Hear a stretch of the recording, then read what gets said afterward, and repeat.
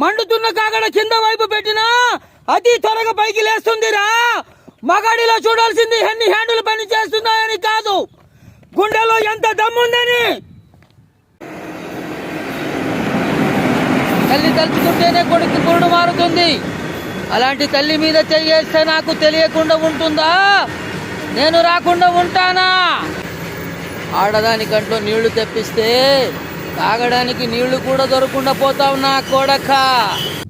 రాజీనామా చేస్తే ఎలా ఉంటుందా అని.